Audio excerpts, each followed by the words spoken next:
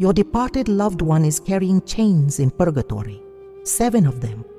Chains that keep that soul from moving toward the light God has waiting. And there is a woman who knows how to break them. You know her. You've seen her in holy cards, eyes full of tears, a jar of perfume in her hands.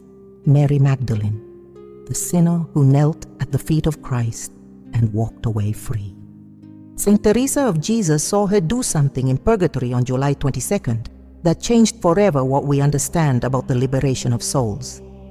What she saw has everything to do with the person you lost, with the chains that soul is wearing right now. Saint Teresa of Jesus wrote about Mary Magdalene with a devotion she reserved for very few saints. She saw herself in Magdalene. In the book of her life, she set down how she would look at Magdalene and feel that this woman had walked the same road she had, the shame, the fierce desire to change, and the certainty that Christ had looked upon her with mercy. Magdalene holds a power over the chains of the dead that other saints do not possess, because she carried those very chains in her own flesh. Your departed loved one needs that power before July 22nd. If you believe Mary Magdalene can intercede before Christ for the soul of your loved one, write in the comments, "Magdalene, break their chains." Subscribe to this channel because what you're about to hear was preserved in the writings of Saint Teresa of Jesus, and every word depends on the one before it, so you can understand what your departed loved one needs before that date. Mary Magdalene appears in the writings of Saint Teresa of Jesus as a presence that goes far beyond a devotional reference. When Saint Teresa of Avila mentions Magdalene, she does it with the trembling of someone looking into a mirror that reflects her own story back at her. In chapter 9 of the book of her life, there's a passage where the holy doctor recounts how she began to feel ashamed of her years of lukewarmness, of a youth spent on vanities and friendships that pulled her away from God. And right there, in the middle of that painful confession, Magdalene appears. Saint Teresa of Jesus says she thought often about the conversion of Magdalene and that it served as her refuge. Refuge, that was the word she used. Because when a woman who has sinned looks at another woman who sinned more and was forgiven more, what she feels goes beyond comfort. What she feels is that there is a road back, that the door has not been shut. And that road back is what makes Mary Magdalene the intercessor your departed loved one needs. Because Magdalene did not return to God walking slowly with measured steps, with the caution of someone calculating the cost of every decision. Magdalene burst in. She entered the house of Simon the Pharisee without an invitation, without permission, without caring that they looked at her with contempt. She carried an alabaster jar filled with pure nard perfume. The Gospel of Mark says it was worth more than 300 denarii, a full year's wages. She broke it. She didn't open it carefully, didn't pour out a few drops. She broke the entire jar over the feet of Christ and knelt to dry them with her hair while she wept. Think about what that means for the soul of your departed loved one in purgatory. Every one of the 7 chains that bind a soul in purification has to do with something that soul didn't let go of in time, something it held on to when it should have surrendered it, something it measured out when it should have poured it all. Magdalene broke the whole jar, and in breaking it, she broke something deeper than alabaster. She shattered the logic of the world that says save, protect, measure, calculate. She broke the chain of attachment in a single gesture, the chain of vanity by kneeling in public, the chain of silence by weeping in front of everyone. And Christ, who saw what no one else in that room could see, spoke the words that changed Magdalene's eternity forever. He told her that her sins, which were many, were forgiven because she had loved much. Luke chapter 7, verse 47. Saint Teresa of Avila understood this with a clarity that few mystics have ever reached. She understood that the forgiveness of Magdalene was God's response to a tearing open. Magdalene tore herself open first. She ripped out by the roots everything that weighed her down and stood before Christ with empty hands and a broken heart. That is what makes Magdalene an intercessor, unlike any other saint on the calendar. The martyrs intercede from the heroism of their blood. The virgins intercede from the purity of their surrender. Magdalene intercedes from the mud, from the floor, from knees pressed into stone and hair soaked in perfume and tears. She intercedes because she knows what it weighs to carry what must be released. And that is why she can help your departed loved one let go of what that soul still carries in purgatory. In the way of perfection, Saint Teresa of Jesus returns to Magdalene in a context that most readers overlook. She speaks about prayer and the difficulties the soul encounters when it tries to draw close to God. And she mentions Magdalene as an example of someone who refused to stop at the obstacles. The Pharisees watched her, judged her, whispered. Simon was thinking that if Christ were truly a prophet, he would know what kind of woman was touching his feet. But Magdalene heard none of it. She kept weeping, kept drying, kept pouring. Saint Teresa of Jesus admired that ability to shut out the world once the soul has found God. And she held Magdalene up as a model for her nuns. If Magdalene could walk through the shame and reach Christ, the Holy Mother said, then any soul can do it. Any soul at all. Now you need to know something about what took place in the Carmelite convents on the eve of July 22nd. Because Saint Teresa of Avila established a practice that connects directly with what you can do for your departed loved one. The night before the feast of Mary Magdalene, the nuns gathered in the choir. But what they did that night was different from any other vigil of the year. What Saint Teresa of Jesus asked them to do on the eve of Magdalene's feast had a very specific purpose tied to the souls most in need of liberation.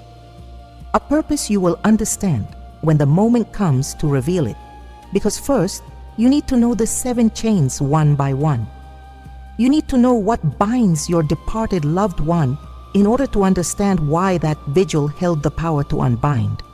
What matters now is that you understand who the woman is that you will be asking for help on July 22nd. Mary Magdalene carried chains identical to the ones your loved one carries at this very moment. Chains of attachment, of vanity, of silence, of lukewarmness, of disordered love. And she broke every single one of them in a single night at the feet of a man who looked at her without judgment and gave her back her life. That woman who shattered her own chains is the one who descends into purgatory every July 22nd to shatter the chains of others. Saint Teresa of Jesus saw it with her own spiritual eyes, and what she saw left her so deeply moved that it changed forever the way her convents celebrated that feast. What follows is the map of the 7 chains, and your departed loved one needs you to know all of them before that date arrives. Picture a room in shadow. The walls are made of something that looks like stone but burns from the inside, as if the rock itself had a fever. There are no windows. The only light comes from above, faint, distant, like the glow of a candle seen from the bottom of a well. In that room, there is a soul. It could be your father's, your mother's, your husband's, the soul of that person you love so much that you still feel a hollow place in your chest whenever you think of them. That soul is on its knees, and from its wrists hang chains. Each chain weighs differently. Each one pulls toward a different place. There are 7. And the first one, the one that pins the right hand to the floor, is the chain of earthly attachment. Saint Teresa of Jesus described in the 4th mansions of the interior castle what happens to a soul when it draws near to God, but still carries the disordered affections of earthly life. She used the image of a hedgehog. She said the soul curls in on itself like a hedgehog when it senses that God is asking it to release what it loves most. It closes up. It protects itself. It pushes its spines outward so that no one can tear away what it has decided to keep. And what it keeps can be anything: a house, a memory, the face of someone who died before them, the smell of a kitchen where they were happy, the habit of controlling, of possessing, of holding on so tightly that the thing being held breaks apart. Your departed loved one may have been the finest person in the world.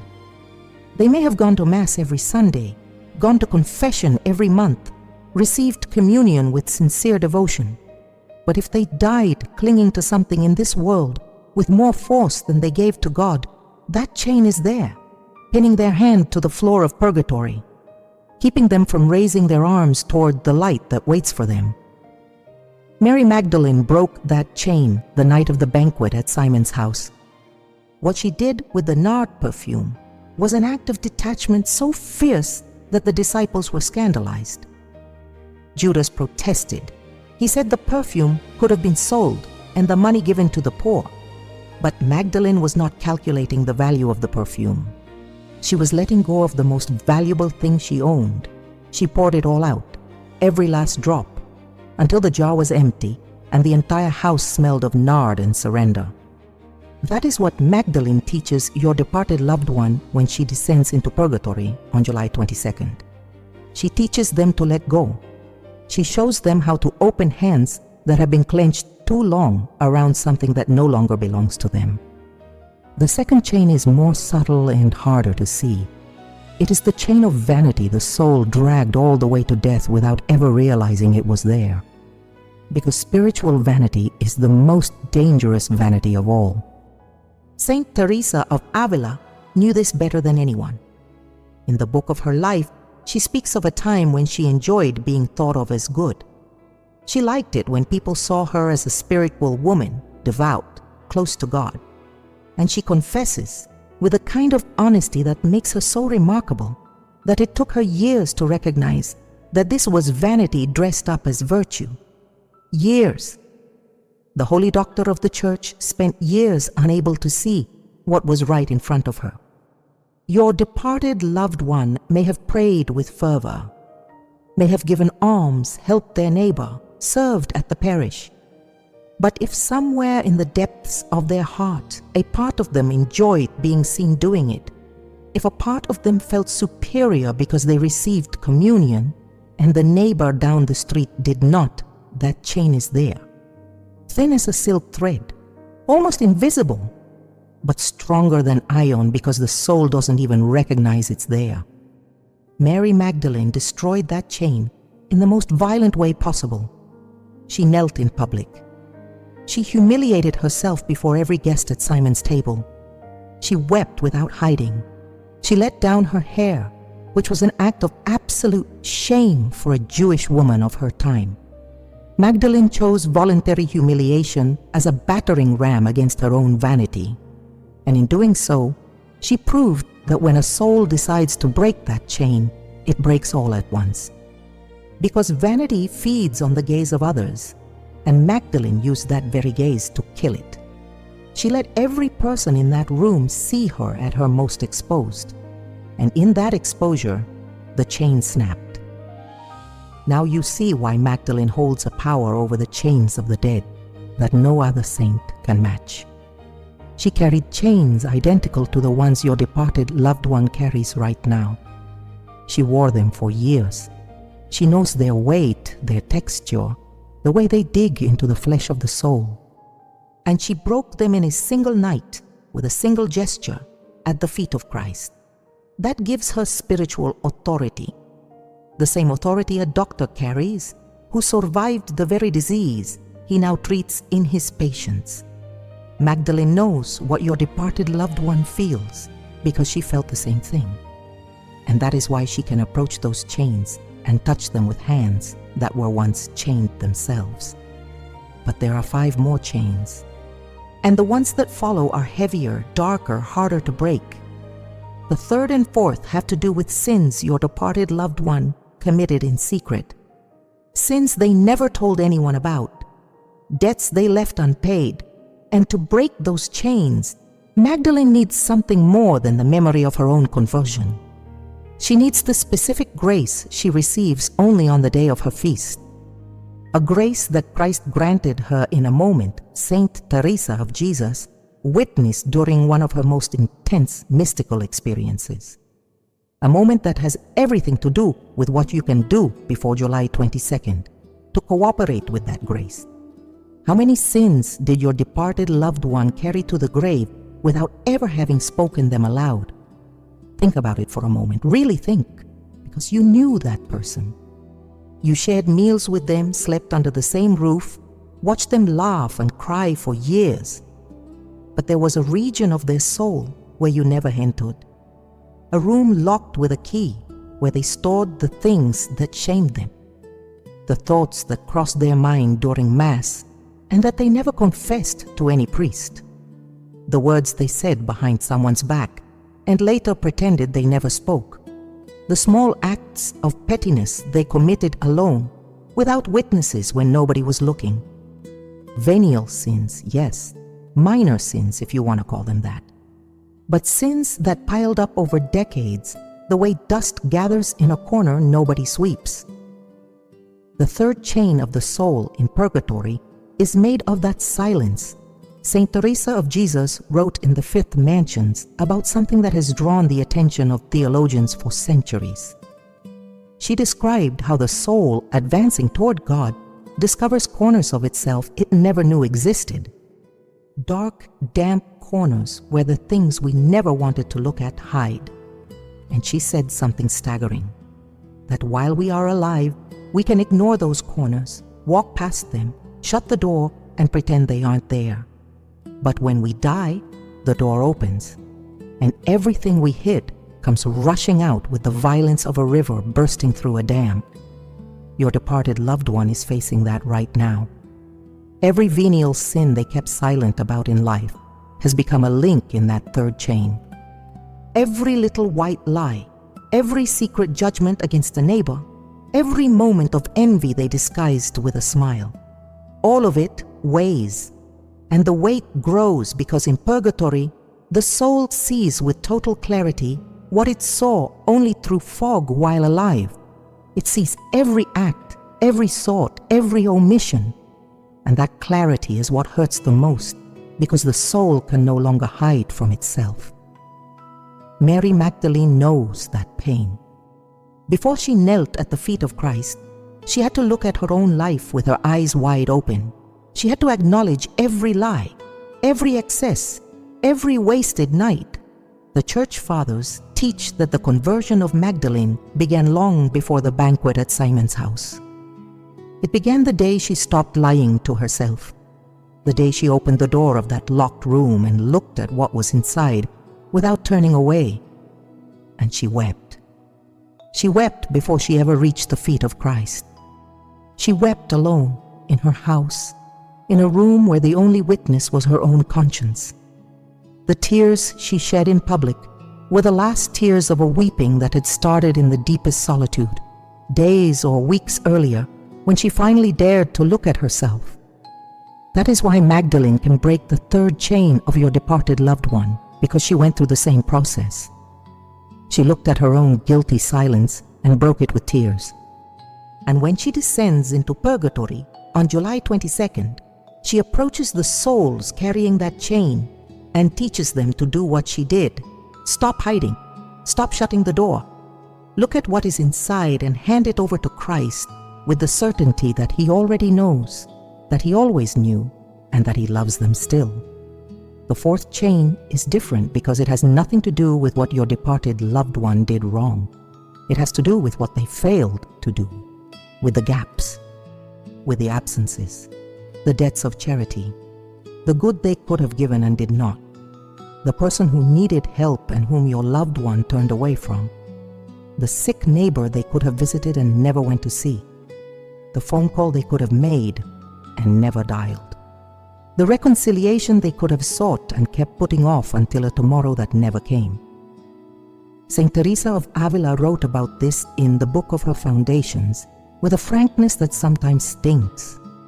She told of how in her travels across Spain to found convents, she saw situations of need that broke her heart. She saw the sick without care, widows without protection, orphans without food.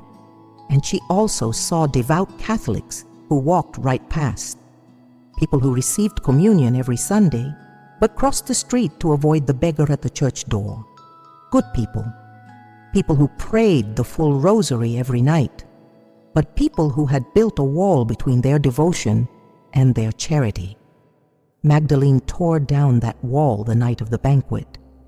What she did with the perfume was an act of charity so extreme that it scandalized everyone present. 300 denarii of perfume poured over the feet of a traveling preacher. By the logic of the world, it was absurd waste. By the logic of God, it was the most perfect offering a human being can make, giving the best you have to the one who most deserves it, without counting, without measuring, without keeping anything back. Your departed loved one left things ungiven. We all do. The difference is that now in purgatory, that soul can see with perfect clarity every opportunity it wasted, every hand it didn't extend, every word of comfort it swallowed out of convenience or fear. And that clarity weighs like a chain on the left ankle that keeps the soul from walking toward the light. But July 22nd is coming, and Magdalene brings with her the grace to shatter those chains with the same force she used to shatter the jar of nard. What you need to know now is why that grace only works at full strength on Magdalene's feast day, and why the 3 remaining chains are the ones that will ask the most of you, you who are still alive before that date. There was a time in the life of Saint Teresa of Jesus when she prayed every day and felt like the ceiling was made of wood. Her lips moved, the words came out. But her heart stayed somewhere else, far from the kneeler, far from God, far from everything. It lasted years. She tells it herself in the book of her life with an honesty that hurts to read. She says she spent her prayer time wishing the bell would ring to signal the end. She watched the hourglass more than she watched the image of Christ. There were entire stretches when she abandoned mental prayer altogether because she felt she was wasting her time. The 5th chain of the soul in purgatory is forged from that same material: spiritual lukewarmness, praying out of habit, receiving communion out of routine, going to Mass because it's what you do, going to confession every first Friday because that's what you've always done. The soul that lived this way drags through purgatory a chain that weighs like wet lead, because in the total clarity the soul receives after death, it sees every Mass it attended without paying attention. It sees every communion it received while thinking about the grocery list. It sees every rosary it prayed with moving lips while the mind wandered off to any other place. And each one of those acts of lukewarmness has become a link in the chain. Saint Teresa of Avila wrote that lukewarmness is worse than grave sin in one very specific sense. The grave sinner knows they are far from God. They know it, and it hurts. But the lukewarm soul believes it is close, believes it is doing enough, believes that the bare minimum will do. And that illusion is the hardest chain to break because the soul doesn't even recognize it as a prison. It thinks it's free, when in reality it is tied with a rope so long it can move around without ever feeling the tug, until it dies, until it arrives in purgatory and discovers the rope was there from the beginning. Mary Magdalene is the exact opposite of lukewarmness. What she did in the house of Simon was an act of fervor so intense it looked like madness. Walking in uninvited, kneeling, weeping, letting down her hair, breaking the jar, drying the feet of Christ with her own hair. Every gesture was an explosion against routine. Magdalene poured her entire life into a single moment, her entire faith into a single act, her entire love into a single outpouring. And it is that intensity that gives her power over the 5th chain. Because when Magdalene approaches the lukewarm soul in purgatory, what she brings is the living memory of what it feels like to stop measuring and start giving everything, to stop calculating and throw yourself. The 6th chain is the twin sister of the 5th, but more painful. It is the chain of delayed conversion. Your departed loved one knew at some point in life that God was asking something of them, something specific.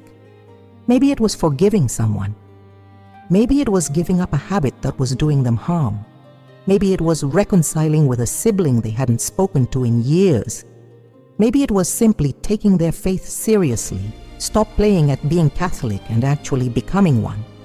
But they put it off, and later became tomorrow, and tomorrow became next week, and next week turned into next month. And by the time they realized what had happened, they had died without ever doing it. That chain burns. Saint Teresa of Jesus saw souls in purgatory suffering with a special intensity precisely because of the conversions they delayed during life. Souls that knew what God wanted from them and chose to postpone it. In the Sixth Mansions, she describes how the soul that has received a call from God and has not responded in time feels afterward an anguish the saint compared to the anguish of watching the last ship leave port and knowing you should have been on it. Magdalene is the saint who did not wait, the one who acted the moment the opportunity appeared. Christ was at Simon's house. Magdalene knew she had to go, and she went that very night, without preparing, without planning, without waiting to feel ready. She went with what she had, the perfume, her tears, and the decision that this night would be the last night of her old life. The Church Fathers teach that the grace of instant conversion was one of the most extraordinary gifts Magdalene received from Christ.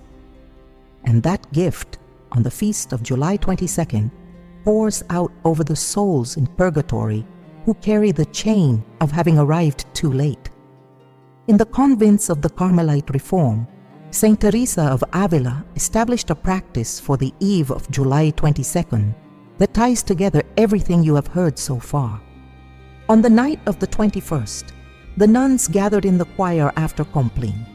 They blew out the candles, they stayed in the dark, and for 1 hour, each nun examined her own conscience in silence, searching for the chains she herself was wearing, the attachments she had not yet released, the vanity that still walked beside her, the sins she still kept quiet, the works of charity she still owed, the lukewarmness she still dragged behind her, the conversions she still postponed. And at the end of that hour of darkness, the prioress lit a single candle and spoke aloud a prayer, asking Mary Magdalene to break those chains in them first, so they could intercede with greater strength for the dead the following day. That vigil practice is what you are going to do before July 22nd. But first, you need to know the seventh chain, the heaviest of them all, the one Saint Teresa of Jesus described with more detail and more sorrow than any other. Listen carefully to what I'm about to tell you, because this is the chain that holds more souls in purgatory than any other, and it will be the hardest for you to understand. The seventh chain is disordered love. And before you think your departed loved one escapes this one because they were a caring and good person, you need to grasp what disorder in love actually means according to Catholic teaching and according to what Saint Teresa of Jesus taught throughout her entire body of work. To love in a disordered way means placing the creature above the Creator, and almost everyone does it. We do it without realizing it, with the best of intentions, with the cleanest heart.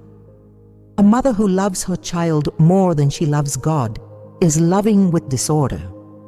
A husband who puts his wife at the absolute center of his existence, in the place where only God should be, is loving with disorder. A daughter who lives so consumed by care for her aging mother that she forgets her own relationship with Christ is loving with disorder. And let no one be confused.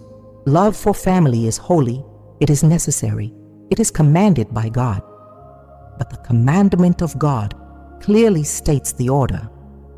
You shall love the Lord your God with all your heart, with all your soul, with all your mind. That is the first. The second is like it. You shall love your neighbor as yourself.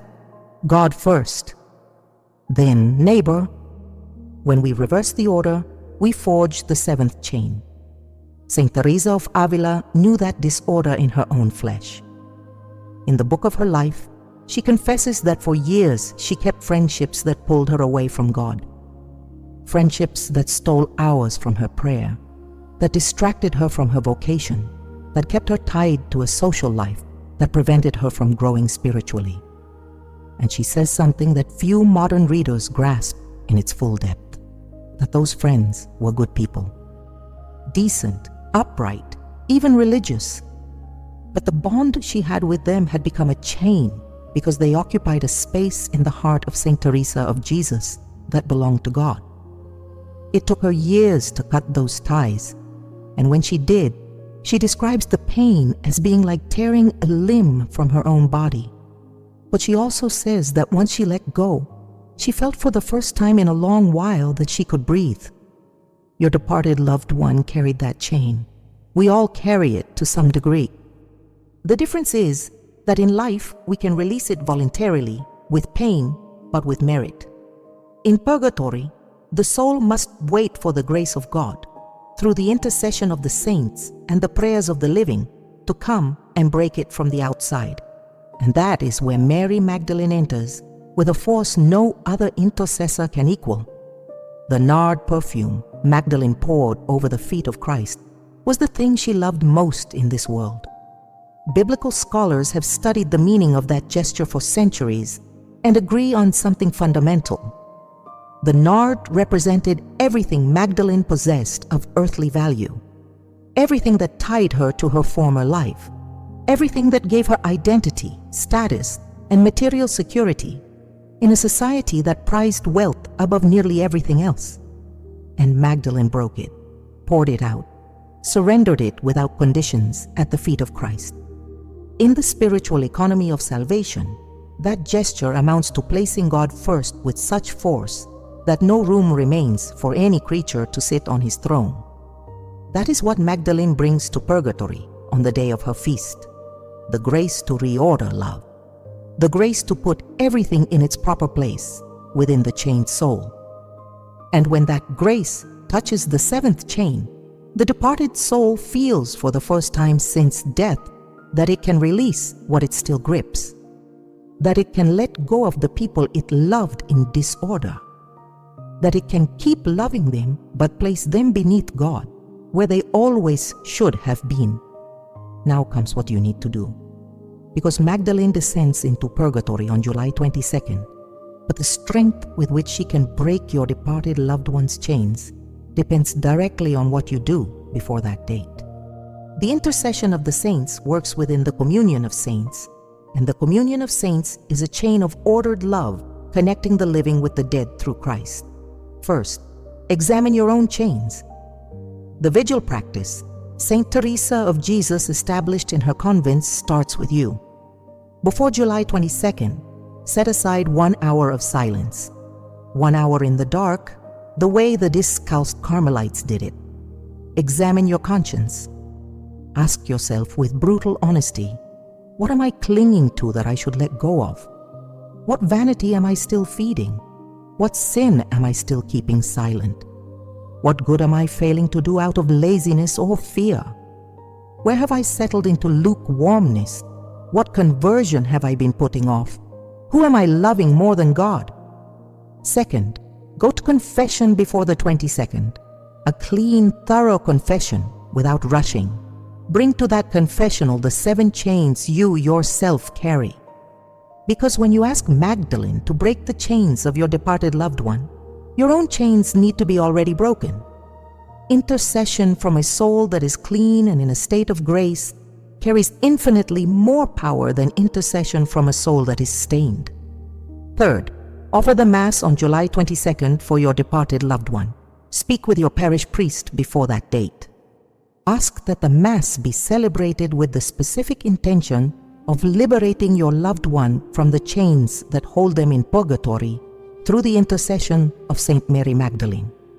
The Mass is the most powerful act of the Church, and a Mass offered on the feast day of a saint with that specific intention carries a particular grace that Catholic teaching recognizes and that Saint Teresa of Jesus experienced as absolute certainty.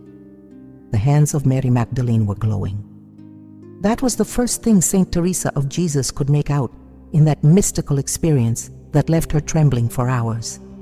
They glowed with a light that came from inside the skin, as if the fingers that once touched the feet of Christ still held the warmth of that contact and carried it inscribed for all eternity.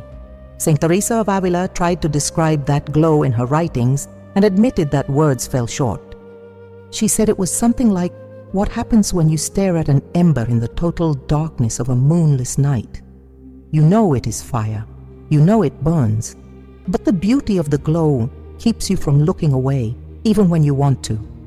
Magdalene walked among the souls of purgatory with a confidence that the other saints, Saint Teresa of Jesus had seen in her visions of that place, did not show in the same way. The other saints who descended into purgatory to intercede did so from above, in a manner of speaking. They extended their hands, they prayed, they applied their merits to the suffering souls. But they kept a distance. The natural distance between one who is already in glory and one who still burns. Magdalene knelt. She got down to the level of the chained souls. She came so close that the souls could feel the warmth of her glowing hands before she even touched them. And the souls, sensing that warmth, did something Saint Teresa of Avila described as the most moving thing she had witnessed in all her supernatural experiences. They wept. The souls of purgatory wept when they felt the nearness of Mary Magdalene. And Saint Teresa of Jesus understood immediately why.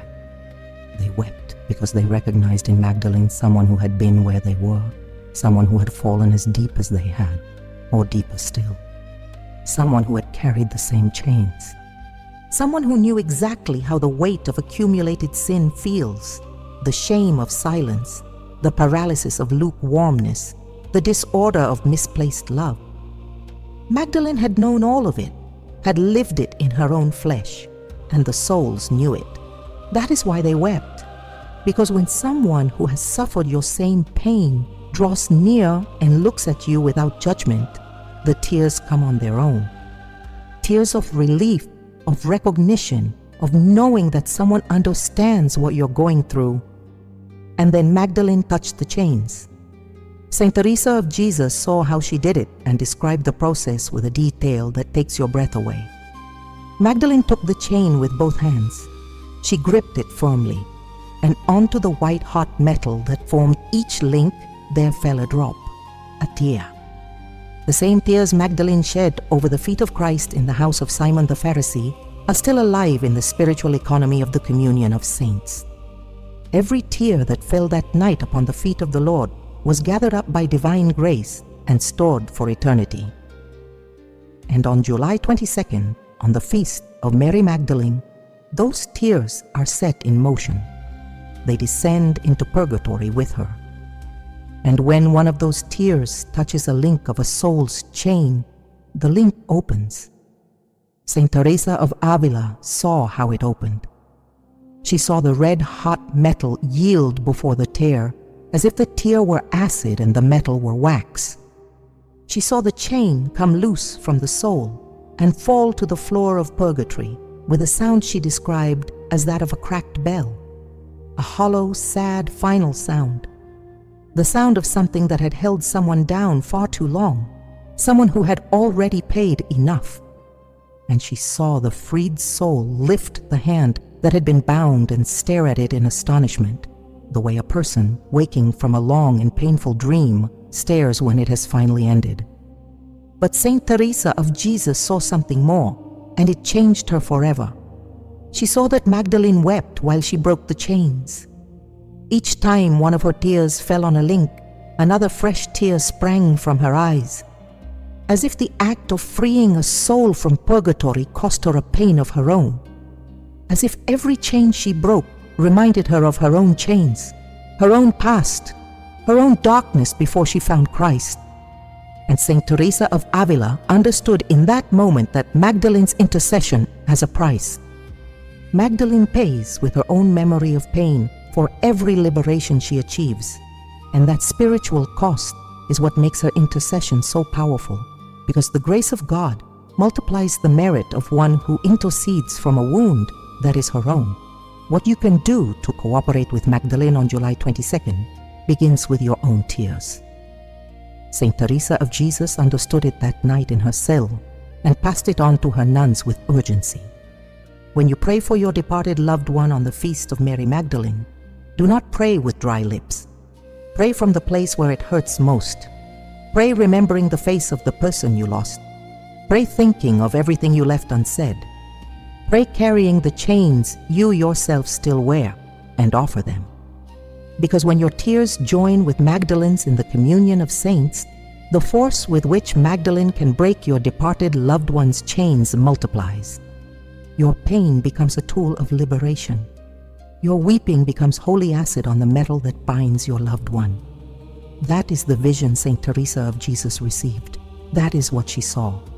Hands that glowed, tears that cracked open iron, souls lifting free hands for the first time since death.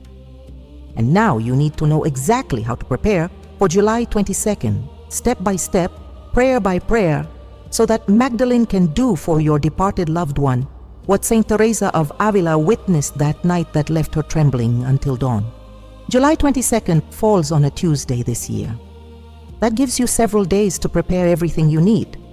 And you need to prepare well, because the difference between effective intercession and a prayer that falls short lies in the details.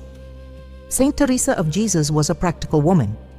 Her convents ran on exact schedules, clear protocols, instructions that left no room for improvisation. What you're about to hear follows that same approach. These are concrete steps, dates, prayers, specific acts, each one linked to one of the 7 chains, and each one designed to activate the intercession of Mary Magdalene at full strength on the day of her feast. Step 1. The Novena. Begin on July 13th, 9 days before the feast. Each day, pray one set of mysteries of the Rosary offered for your departed loved one. But listen carefully. Each day of the Rosary is dedicated to a different chain. The first day, July 13th, pray the joyful mysteries, asking Magdalene to break the chain of earthly attachment from your departed loved one. The second day, July 14th, pray the luminous mysteries for the chain of vanity.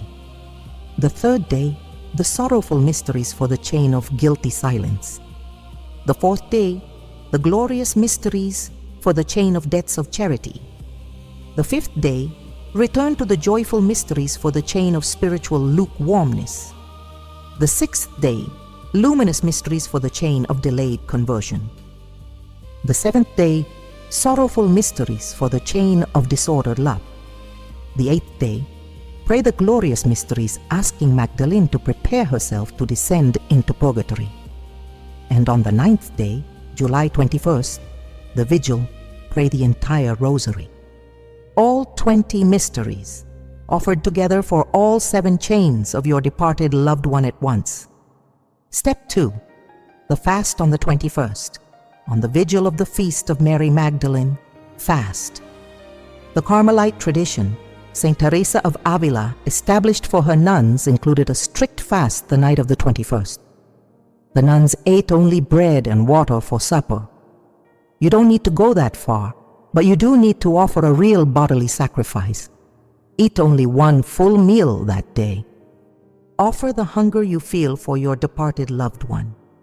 Tell God with your body what you tell Him with your mouth, that you are willing to suffer a little, so that your loved one will suffer less in purgatory. Fasting carries an intercessory power the Church has recognized since its earliest centuries. Jesus Himself said that there are demons that come out only through prayer and fasting. The chains of purgatory, though they are not demons, respond to the same spiritual logic. They loosen when a living person offers their own flesh as the price. Step 3. Confession. Go to confession between July 18th and the 21st.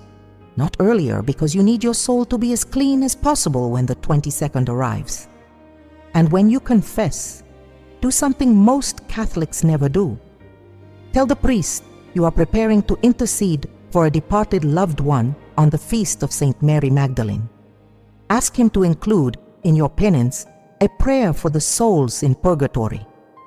That gesture turns your confession into an act of intercession that begins before the feast even arrives. Step 4. The Mass on the 22nd. Talk to your parish priest this week. Ask that the Mass on Tuesday, July 22nd, be offered for the soul of your departed loved one.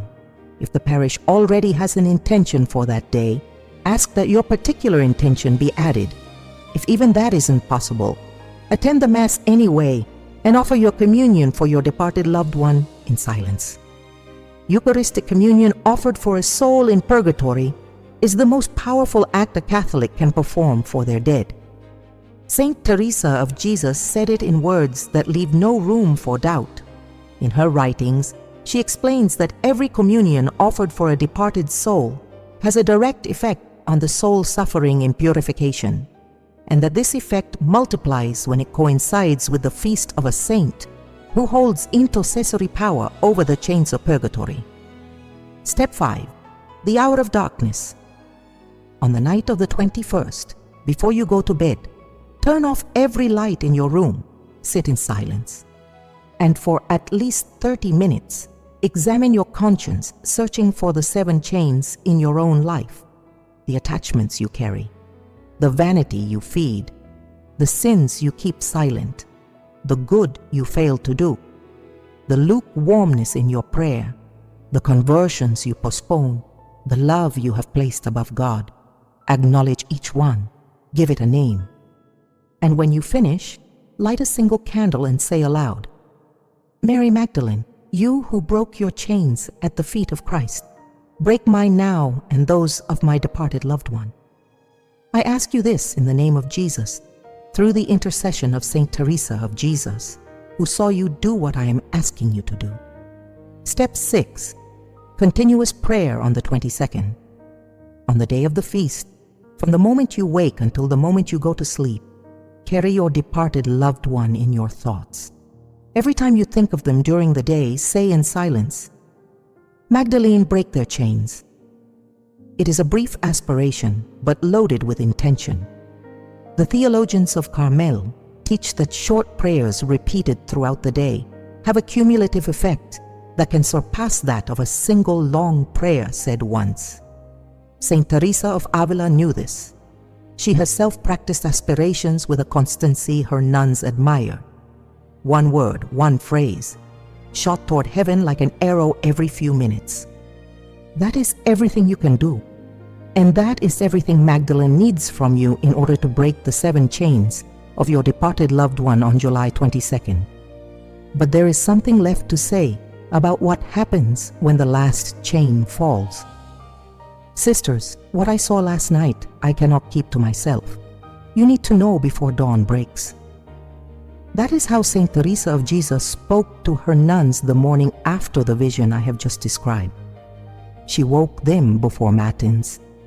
She gathered them in the choir while it was still dark, and with her voice cracking from what she had witnessed just hours before, she told them what happens when the last chain of a soul falls in purgatory through the intercession of Mary Magdalene. The 7th chain is always the last to break. Always. Saint Teresa of Avila explained it with a clarity that left no room for doubt. The chains break in order, one after another, as Magdalene's grace advances over the chained soul. First the attachment, then the vanity, then the guilty silence, then the debts of charity, the lukewarmness, the delayed conversion, and finally, the last one, the heaviest, the one that offers the most resistance, disordered love. That chain takes longer to yield because it touches the deepest fiber of the soul, the place where the names of the people it loved too much are engraved. Tearing that chain away hurts as though a part of the soul itself were being torn out.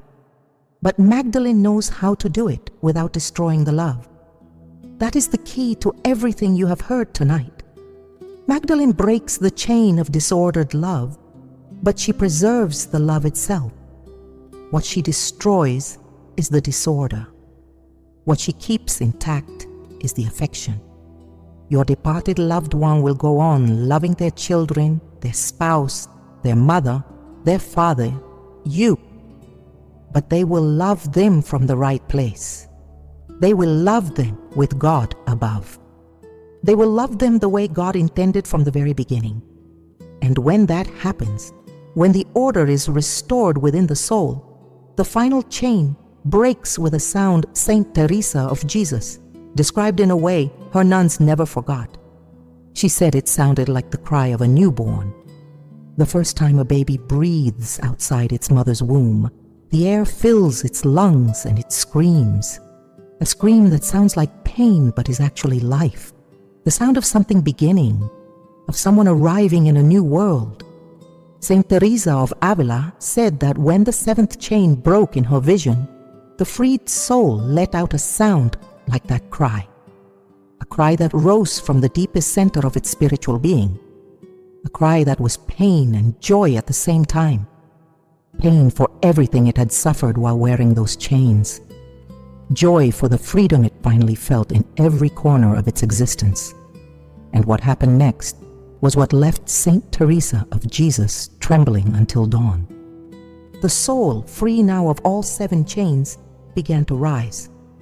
Slowly at first, as if it could not believe it was able to. Like someone who has been bedridden for years and takes their first steps afraid of falling. The feet of the soul lifted from the floor of purgatory. The hands, free for the first time, reached upward. And from above, from a light Saint Teresa of Avila, described as whiter than any whiteness on earth, other hands came down.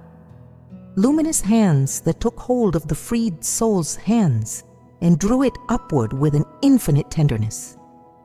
Mary Magdalene stayed below, watching, with her hands still glowing and her eyes full of tears, watching as the soul she had freed ascended toward the light that had been waiting for it since the moment of its death. And Saint Teresa of Jesus saw on Magdalene's face something that broke her heart all at once, without warning, a smile mixed with an ancient sadness that came from very far away.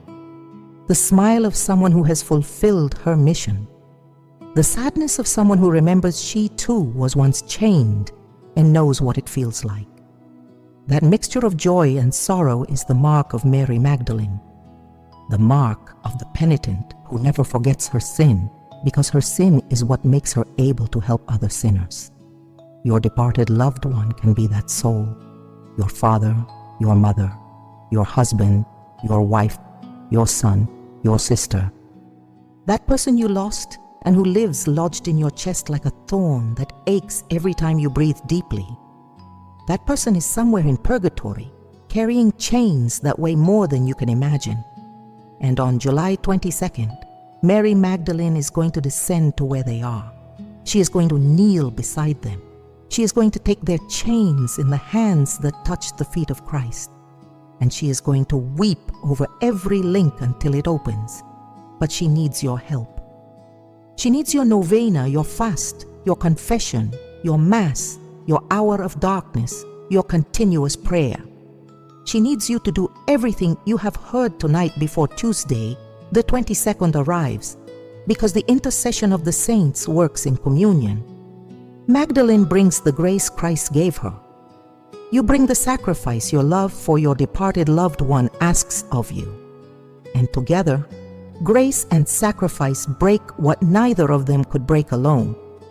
Saint Teresa of Jesus finished speaking that morning in the choir, and her nuns sat in silence for a long while. Nobody moved. Nobody said a word. The silence lasted until the bell for matins rang, and the prioress had to ask them to stand.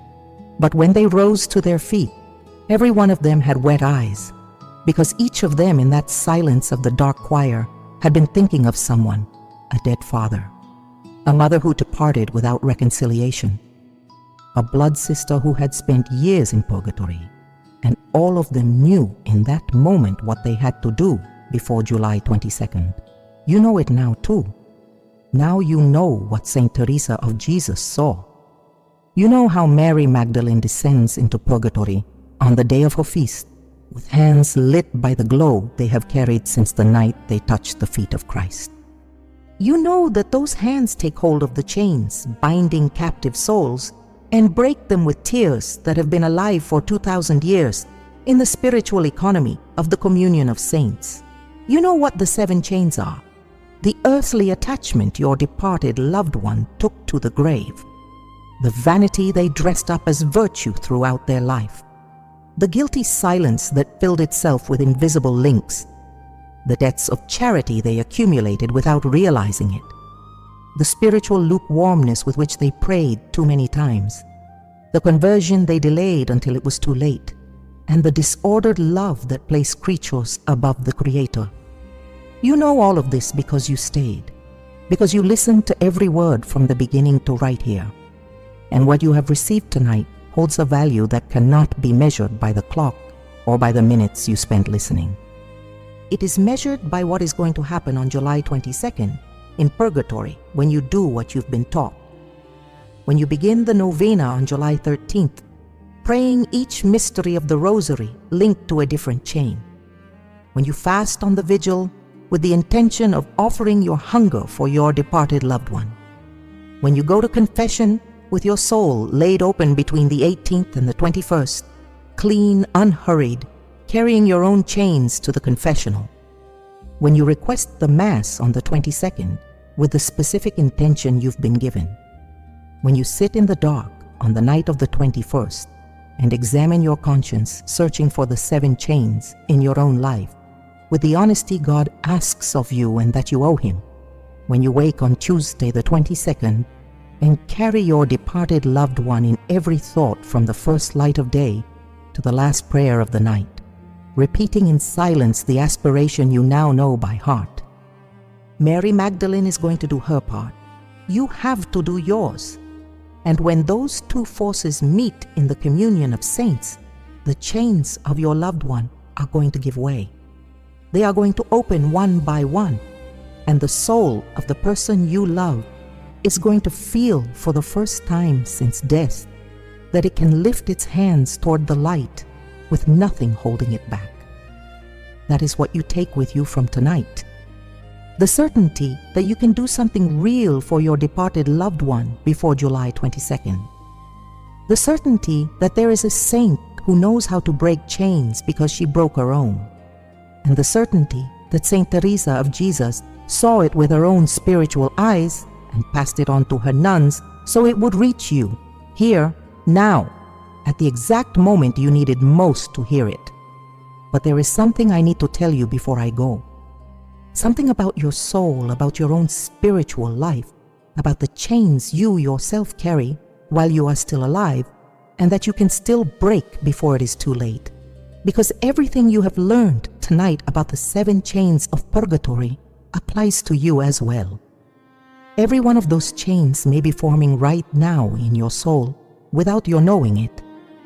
The attachment you still haven't released, the vanity you still feed every morning, the sins you keep holding back in the confessional, the good you leave undone out of comfort, the lukewarmness with which you go to Mass, the conversion you've been postponing for months or maybe years, the love you've placed above God without even realizing it. Saint Teresa of Avila wrote in the 3rd Mansions something that should keep any Catholic who considers themselves faithful up at night. She spoke about people who pray, who receive communion, who attend Mass, who give alms, who lead a seemingly spotless Christian life. And she said that many of those people are stuck, that they have gone years without growing spiritually, that they have built a religious comfort zone where they feel safe, but where the soul has fallen asleep, and that this spiritual drowsiness, this numbing of the soul, is one of the most dangerous traps on the road to God, because the sleeping soul believes it is awake. That trap forges chains during life, the very same chains you have learned to recognize tonight. Chains you won't feel until you die. Chains you will only see clearly when you arrive in purgatory, and the full light of God shows you everything you did wrong, everything you failed to do, everything you loved in disorder, everything you kept silent out of shame, everything you postponed thinking there would be time. And then you will wish that someone on earth would do for you what you can do right now for your departed loved one. What I've shared with you tonight is part of a broader teaching that Saint Teresa of Jesus left scattered across her works, her letters, and the oral tradition of her convents. There are things I haven't told you yet, things about the way the saints intercede for the living, about the specific graces the Church offers on particular dates in the liturgical calendar, about the spiritual protocols the discalced Carmelites have guarded for more than 4 centuries.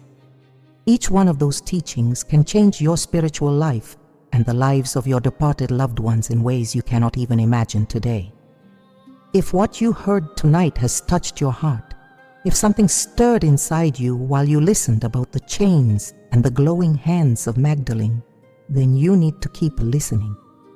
Because what comes next matters just as much.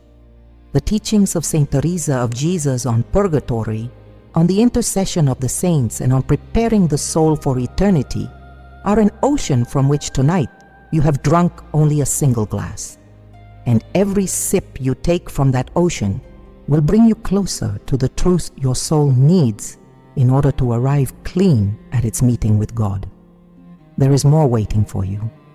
More revelations from Saint Teresa of Avila that you have not yet heard.